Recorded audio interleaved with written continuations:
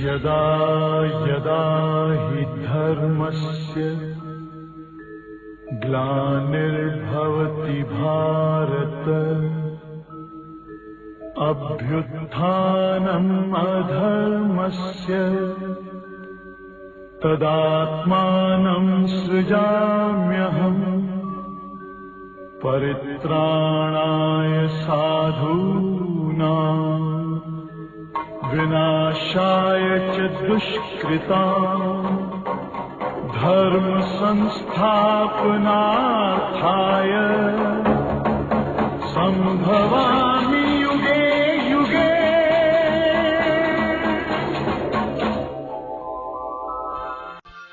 जब जब धर्म की अति ग्लानि होती है तब तब मैं अधर्मों का विनाश कर एक सत्य धर्म की पुनर्स्थापना के लिए प्रत्येक ऐसे युग में इस सृष्टि पर अवतरित होता हूं। यहां पर यह बात विचारणीय है कि अति धर्मग्लानि का समय द्वापर युग है या कलयुग, क्योंकि जब परमात्मा ने अधर्म का विनाश कर सत्य धर्म की स्थापना कर दी तो निश्चित ही उसके उपरांत श्रेष्ठ दैवी संपदा युग आना चाहिए। लेकिन सृष्टि चक्र के अनुसार देखें तो और ही घोर पापाचार जनसंख्या वृद्धि का समय कलयुग आ गया। यहां पर समय चक्र के आधार पर भी हम आपको समझाने का प्रयास करेंगे कि प्रकृति के 5 तत्व जिनसे शरीर और अनेक पदार्थ निर्मित हैं, वे सभी सतो रजो तमो 3 अवस्थाओं से गुजरते हैं, जिसे हम विज्ञान की भाषा में लॉ ऑफ एंट्रोपी भी कहते हैं। अर्थात हर प्रकृति जनित वस्तु पदार्थ नए से पुराना होता है और प्रकृति का प्रभाव पुरुष अर्थात आत्मा पर भी उसी क्रम में निश्चित रूप से आता ही है। युगों के चक्रों को आप देखें, सतयुग, त्रेता, द्वापर, कलयुग। आयु की अवस्थाओं का चक्र देखें, बाल्यावस्था, युवावस्था, प्रौढ़ावस्था, वृद्धावस्था। दिन के प्रहर का चक्र देखें, सुबह, दोपहर, शाम, रात्रि। इस प्रकार ये सभी क्रमवार सतो रजो तमो 3 अवस्थाओं से गुजरते हैं और सभी की अंतिम अवस्था थकान एवं अंधकार युक्त होती है। अतः अति थकान व अति अज्ञान के समय पर ही ज्ञान व विश्राम की आवश्यकता होती है। इसलिए यह तर्क संगत भी है कि इसी समय गीता के भगवान द्वारा गीता ज्ञान से कलयुगी अज्ञान अंधकार को समाप्त किया जाता है और आत्मा अपने घर परम धाम विश्राम के लिए आरोहण करती है और पुनः सतयुगी सतो प्रधान दुनिया में जीवन यात्रा आरंभ करती है। इसी संदर्भ में भक्ति मार्ग में भक्तों ने भगवान से प्रार्थना भी की है, असतो मा सद्गमय तमसो मा ज्योतिर्गमय मृत्युर्मा अमृतगमय। इस प्रकार गीता ज्ञान देने का समय कलयुग का अंत और सतयुग के आने से पूर्व का समय ही हो सकता है, जिसे हम पुरुषोत्तम संगम युग कहते हैं।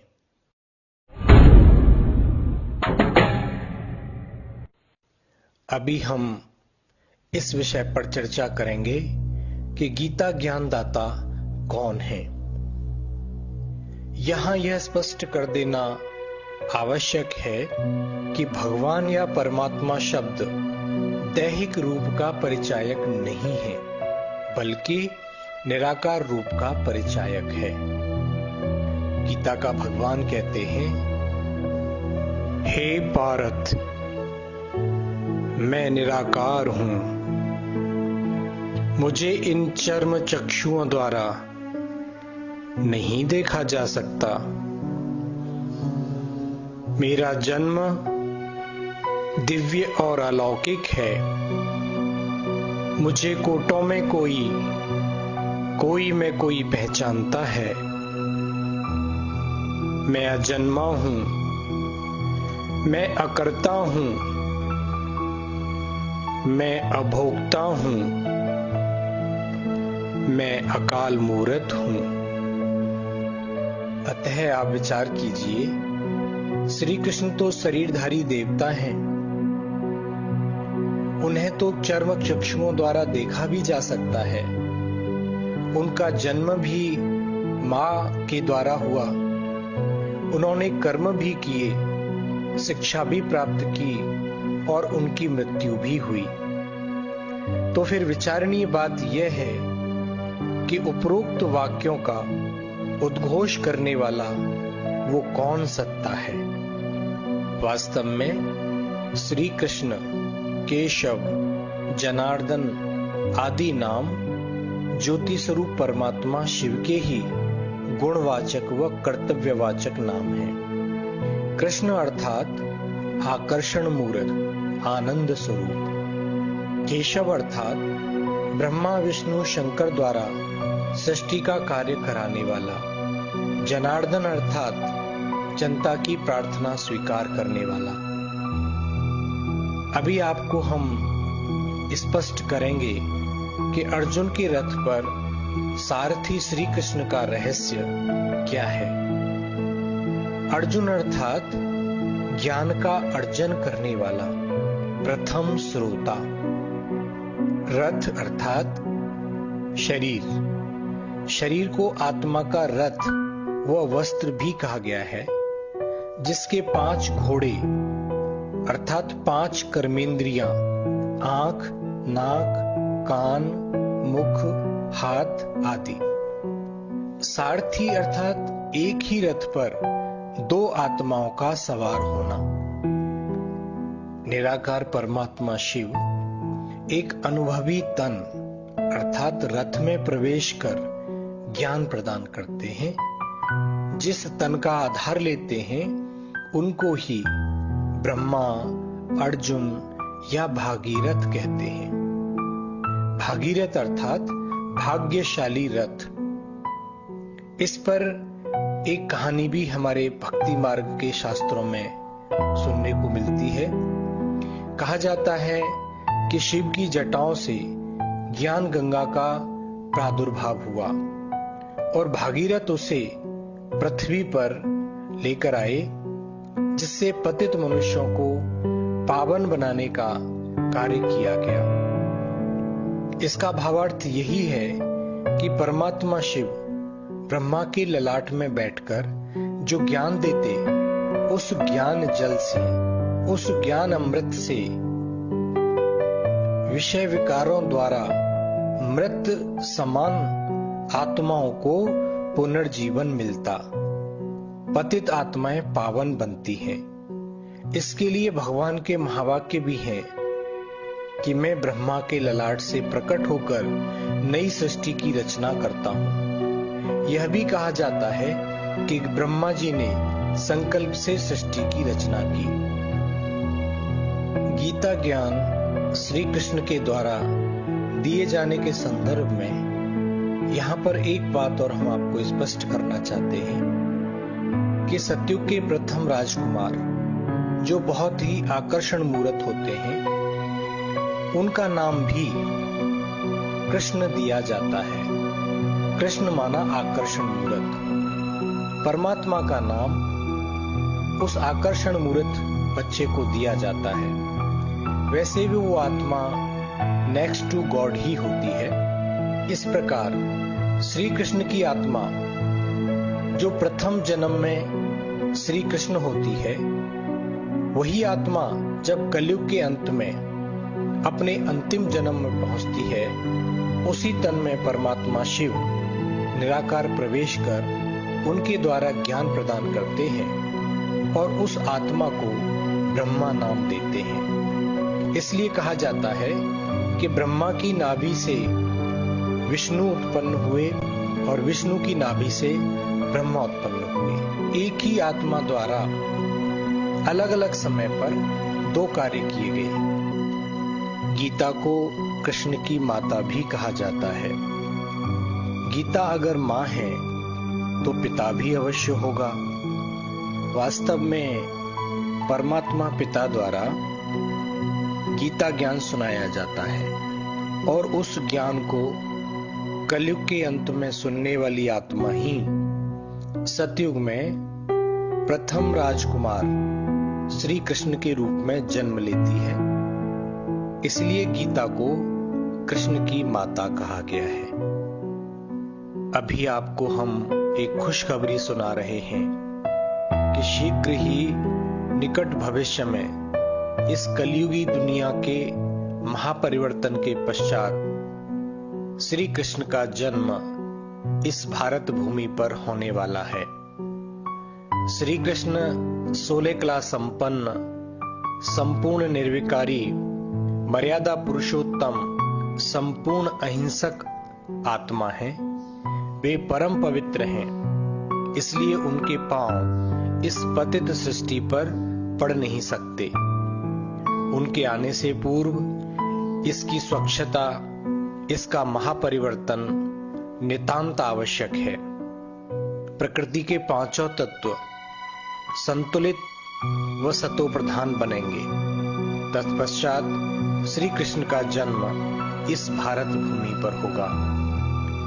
आपने भक्ति मार्ग में कथाओं में सुना होगा कि श्री कृष्ण का जन्म मध्य रात्रि के समय पर होता है। जेल की सलाखों के पीछे उस समय आंधी, तूफान, बारिश, प्राकृतिक आपदाओं का अत्यंत प्रकोप होता है।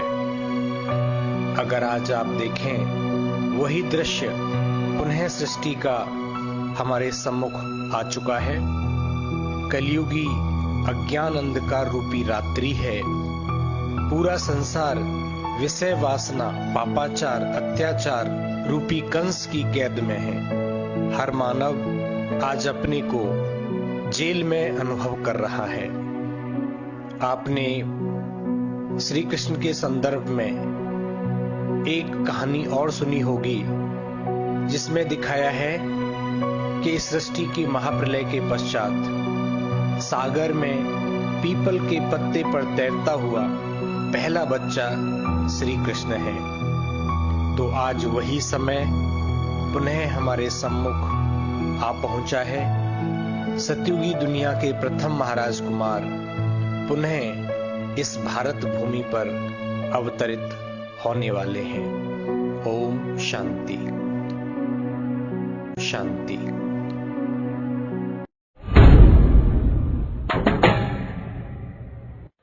अभी हम गीता ज्ञान का उद्देश्य क्या है, इस विषय पर जानेंगे। प्रकृति पुरुष, क्षेत्र क्षेत्रज्ञ अर्थात आत्मा और शरीर के भेद को स्पष्ट करने का उद्देश्य है। आत्मा व परमात्मा के सत्य स्वरूप व कर्तव्यों को स्पष्ट करने का उद्देश्य है। कर्म अकर्म विकर्म की गुह्य गति का ज्ञान प्रदान करना गीता ज्ञान का उद्देश्य है। दैवी आसुरी संप्रदाय का अंतर समझाना, काम क्रोध आदि विकारों पर विजय प्राप्त कराने की विधि सिखाना, ये गीता का प्रयोजन है। गीता को द्वंद्व युद्ध शास्त्र भी कहा जाता है। इसे धर्म संग्राम भी कहा गया है। महाभारत अर्थात समूचे विश्व में युद्ध का वातावरण, जो वर्तमान समय हम देख रहे हैं। महाभारत वास्तव में मनोविकारों के साथ युद्ध की कहानी है। कुरुक्षेत्र अर्थात कर्म क्षेत्र। अब यहां पर हम महाभारत के पात्रों के ऊपर प्रकाश डालेंगे।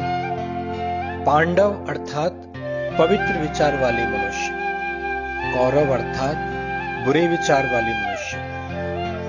सभी पात्रों के नाम गुणवाचक व कर्तव्यवाचक हैं। जैसे युधिष्ठिर अर्थात मनोयुद्ध में स्थिर रहने वाला, दुर्योधन अर्थात दूसरों का धन, उनका अधिकार छीनने वाला, धृतराष्ट्र अर्थात अधर्म को देख आंखें बंद करने वाला पुत्र मोही मूर्ख राजा, अर्जुन को भी कई नामों से संबोधित किया गया है, जैसे अर्जुन, परंतप, गुडाकेश अर्थात ज्ञान सुनकर धारण करने वाला, तपस्वी, निद्राजीत। गीता का भगवान कहते हैं कि हे अर्जुन, तू युद्ध भी कर और मुझे याद भी कर।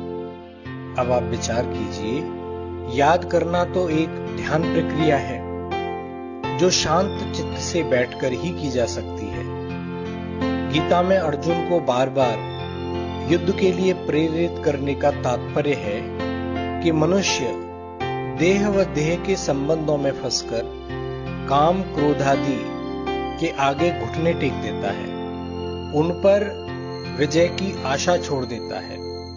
इसलिए श्री कृष्ण अर्थात परमात्मा अर्जुन को कहते हैं कि तू ये धर्म युद्ध कर, कायर मत बन। इस धर्म युद्ध को जीतने के बाद ही तू स्वर्ग को प्राप्त करेगा। दूसरी ओर युद्ध में मित्र संबंधियों को मारने से क्या तात्पर्य है?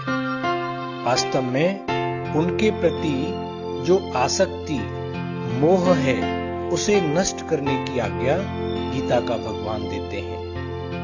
गीता का अंतिम लक्ष्य भी यही है, नष्टो मोहा स्मृति लब्धा, अर्थात देह के संबंध, देह के पदार्थों से नष्टो मोहा बनना और एक परमात्मा की स्मृति में टिकना। मामेकम शरणम व्रज, एक परमात्मा की ही शरण में जाना। मन मना भव मद्याजी भव, परमात्मा में ही मन लगाना। अतः यह प्रमाणित है कि गीता ज्ञान द्वारा हिंसक युद्ध की शिक्षा कदापि नहीं दी गई। वह संपूर्णतया अहिंसक मनोविकारों के साथ युद्ध की शिक्षा है।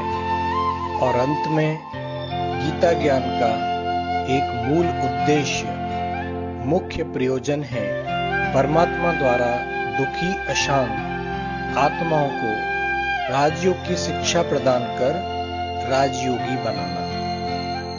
गीता का भगवान कहते हैं कि राजयोगी अद्वेष्टि होता है, उसका सभी से मैत्री भाव होता है, सबके प्रति करुणा भाव होता है। वह निर्मोही, निरअहंकारी, क्षमाशील व सदा संतुष्ट होता है। वह दुख और सुख में समान होता है, ना स्वयं दुख लेता है और ना ही दूसरों को दुख देता है। वह अंदर बाहर पवित्र होता है, उसका चित्त सदा शांत व शीतल होता है, उसका कोई शत्रु नहीं होता। वह कर्मेंद्रियों पर विजय प्राप्त करता है। वह निंदा स्तुति, मान अपमान, हानि लाभ, जीवन मरण, यश अपयश सभी में समान रहता है। अतः अंत में हमें आपको यह बताते हुए अति हर्ष हो रहा है कि वर्तमान समय महाभारत का समय चल रहा है। गीता का भगवान भी इस समय इस सृष्टि रंगमंच पर अवतरित होकर गीता ज्ञान सुना रहे हैं। यह परमात्मा मिलन का अति सौभाग्यशाली समय चल रहा है। अतः आप भी अर्जुन बनकर परमात्मा से राजयोग सीखकर भविष्य में देव पद प्राप्त करने का अपना अधिकार प्राप्त करें। ओम शांति।